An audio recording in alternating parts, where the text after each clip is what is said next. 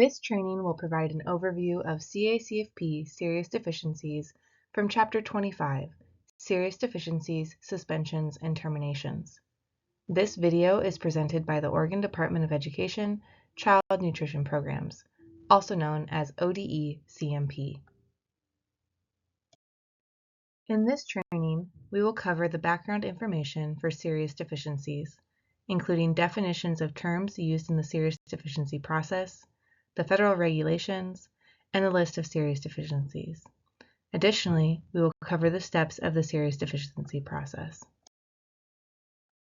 Once you are done with this training, you will know the reason for a CACFP serious deficiency determination, meaning that you will know why a sponsor or individual may be determined seriously deficient, and gain a broad understanding of the CACFP serious deficiency process. In the first section of this training, we will cover the definition of seriously deficient, the federal regulations that requires the serious deficiency process, and the list of serious deficiencies. Seriously deficient, commonly referred to as SD, is the status of a sponsor that has been determined to be non-compliant in one or more aspects of the program. Not all issues of non-compliance rise to the level of serious deficiency. We will cover what is considered a serious deficiency as we go through this training. At a high level, a seriously deficient sponsor is one where ODE-CMP has identified significant concern with program integrity. Additional terms that are used with the serious deficiency process are institutions, which is the entity or organization that signs the agreement with the state agency to operate the CACFP. Responsible principals, or RP, which are the sponsor's authorized representative, food program coordinator, financial office representative, the institution's executive director, board chair, for-profit business owners, managers, officers, board members, and any other principals who were responsible for program operations or should have known about a serious deficiency. And responsible individuals, RI, which are non-principal individuals, including volunteers and contractors, associated with the institution's operation of the CACFP who bear some responsibility for a serious deficiency. An RPI may be a current or former employee, though no longer employed by the institution. An individual may still be responsible for the serious deficiencies by his or her actions prior to leaving the institution.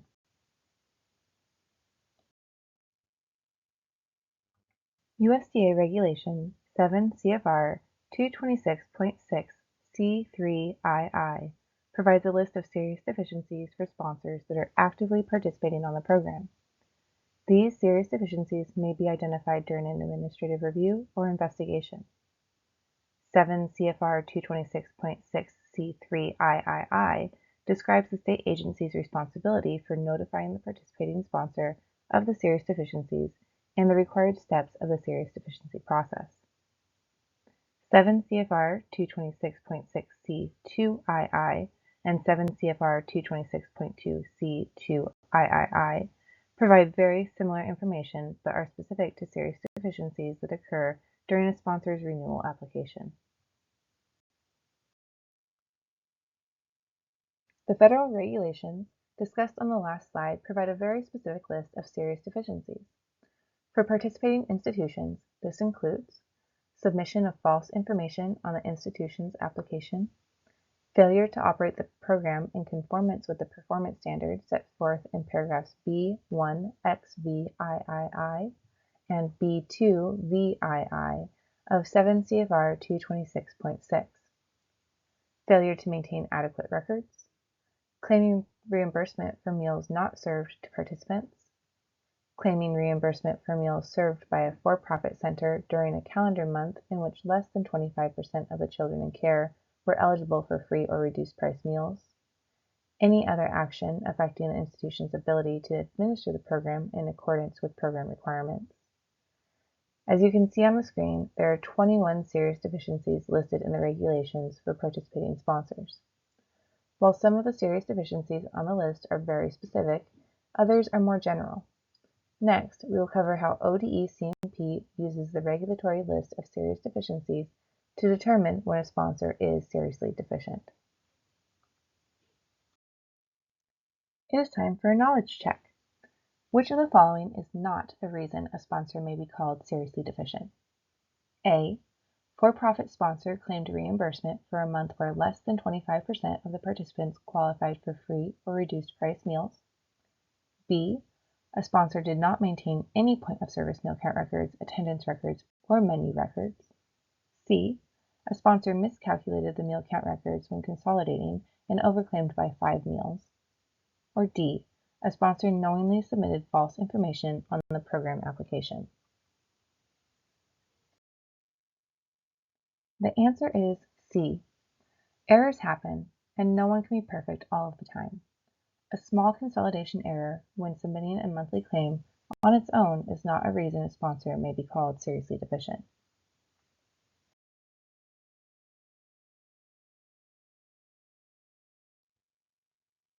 In this next section, we will cover the Serious Deficiency Process. The Serious Deficiency Process offers a systematic way for state agencies to take actions allowing institutions to correct serious program problems and ensures due process. If institutions are unwilling or incapable of correcting serious problems, the Serious Deficiency Process protects program integrity by removing the institution from the program and preventing the institution and RPIs from returning to the program until the approval to reapply for participation is granted by USDA's Food and Nutrition Service. The Serious Deficiency Process required by the USDA includes 6 steps.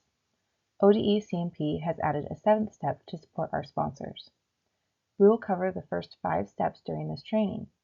The last 2 steps only apply if ODE-CMP proposes termination and will be covered in the Chapter 25 Termination and Disqualification training.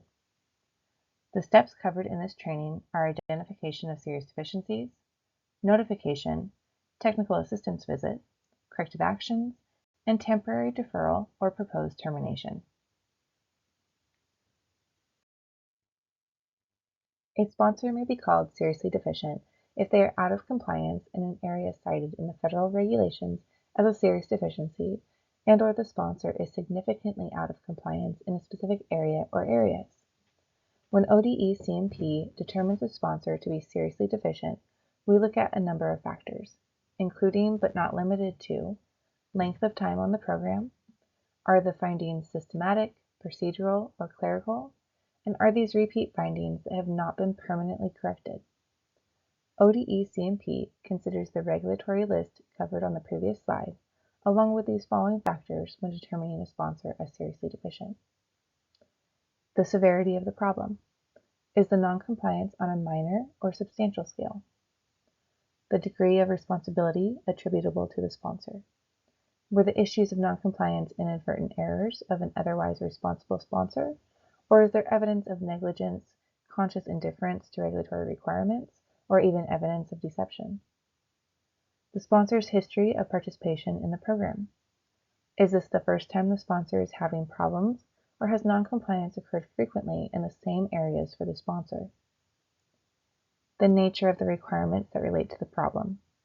Are the sponsor's actions a clear violation of program requirements or a specific serious deficiency from the regulatory list? The degree to which the problem impacts program integrity.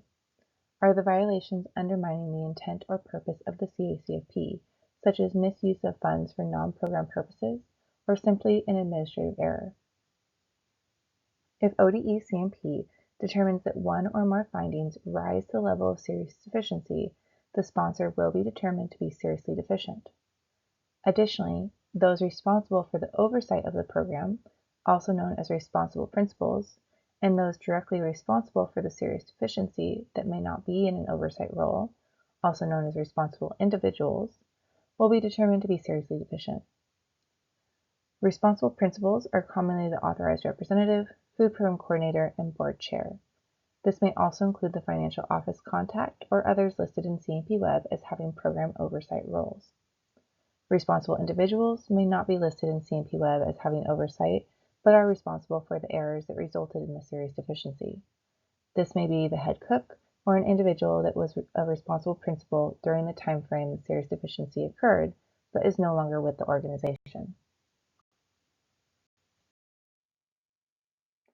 ODE CMP policy is to hold a notification call with the sponsor, responsible principals, and when possible, the responsible individuals to explain the serious deficiencies in the process. Following the call, ODE CMP will notify sponsors in writing if they are seriously deficient in the operation of the CACFP. Seriously deficient sponsors and their responsible principals and responsible individuals will be issued a notice of serious deficiency. Seriously deficient sponsors will be provided with the opportunity to take corrective action. At the same time this notice of serious deficiency is issued, ODE CMP will add the sponsor to the Oregon Seriously Deficient list, in addition to the basis of the serious deficiency determination. The serious deficiency notice will provide the specific serious deficiencies, actions to be taken to correct the serious deficiencies, time allotted to correct the serious deficiencies, the serious deficiency determination is not subject to appeal, that failure to fully and permanently correct the serious deficiencies within the allotted time will result in ODE CMP's proposed termination of the institution's agreement and the proposed disqualification of the institution and the responsible principals and responsible individuals, and that the institution's voluntary termination of its agreement with ODE CMP after having been notified that it is seriously deficient will still result in the institution's formal termination by ODE CMP and placement of the institution and its responsible principals and responsible individuals on the national disqualified list. Additionally, the report will contain all non-serious deficiency findings, along with the background information and technical assistance. The technical assistance visit is not required by regulations, but ODE CMP includes this step as part of the serious deficiency process because we find it helps sponsors better implement and permanently correct the serious deficiencies to be a stronger and more successful sponsor moving forward. ODE CMP's goal is to help sponsors correct noncompliance before it gets to the serious deficiency process. However, when the serious deficiency process cannot be avoided, ODE CMP will work closely with the sponsor to provide technical assistance and guidance to correct the areas of noncompliance. Within approximately 2 weeks of the issuance of the Notice of Serious Deficiency, ODE CMP will provide technical assistance to assist the sponsor in determining how to fully and permanently correct the serious deficiencies. Technical assistance will be provided in person and/or via virtual meetings, phone, or email. During the technical assistance visit, ODE CMP staff will check on the progress of corrective actions and answer questions to support the sponsor in fully and permanently correcting the serious deficiencies to ensure compliant operations moving forward. Seriously deficient sponsors must develop and implement a written corrective action plan and submit it to ODE CMP. A written corrective action plan is comprised of policies and procedures or other official documentation which ensures the serious deficiencies have been fully and permanently corrected. Additionally, the sponsor must also submit any supporting documents and other corrective actions as deemed necessary by the review findings as required by ODE CMP. The ODE CMP reviewer will assign corrective actions in the review report for both seriously deficient findings and non-seriously deficient findings. The corrective action plan, supporting documents, and any other required corrective actions must be submitted within the required timeframe as outlined in the Notice of Serious Deficiency. Corrective actions must be implemented effectively and permanently and fully correct the areas of noncompliance. The sponsor may be required to take the following corrective actions: develop and implement systems or procedures to demonstrate compliance with federal regulations or state policy, training staff, submit other required documents, or other corrective action as deemed necessary by the review findings. Until corrective actions and any other requirements established by ODE CMP during the seriously deficient process are fully and permanently implemented and accepted by ODE CMP, the sponsor may not add sites to its CACFP agreement, sponsor other child nutrition programs such as the Summer Food Service Program, SFSP, or be granted approval of its yearly renewal application.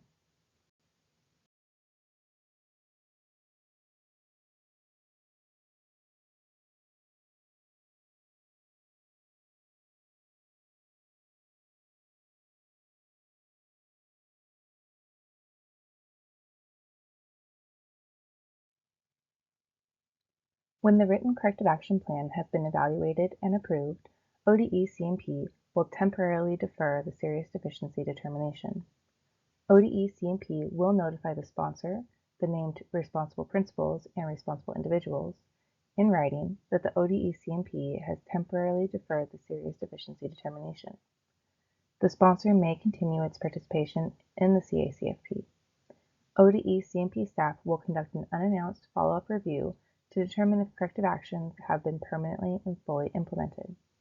If the follow-up review demonstrates compliance, the serious deficiency will remain temporarily deferred. While temporary deferral allows the sponsor, the responsible principals, and responsible individuals to continue to operate the CACFP within their program, a determination of serious deficiency is not rescinded. If a sponsor is determined to be seriously deficient after the temporary deferral has been approved, ODE-CMP may proceed to propose termination and disqualification. The institution, its responsible principals, and responsible individuals will not have any further opportunity for corrective action. ODE-CMP will move to immediately propose to terminate the state agency sponsor agreement to participate in the CACFP and propose disqualification of the institution, its responsible principals, and responsible individuals without any further opportunity for corrective action in the following situations. If the responses to corrective actions from a seriously deficient sponsor are not approved, submitted, completed, and/or implemented by the required due date, or if at a future time ODE-CMP identifies the sponsor has not fully and permanently corrected the serious deficiencies. More information about termination is available in our Chapter 25 Termination and Disqualification Training. This training covered the background information for serious deficiencies, including the definitions of terms used in the serious deficiency process, the federal regulations, and the list of serious deficiencies. Additionally, we covered the steps of the serious deficiency process. ODE supports equity and excellence for every learner. This institution is an equal opportunity provider.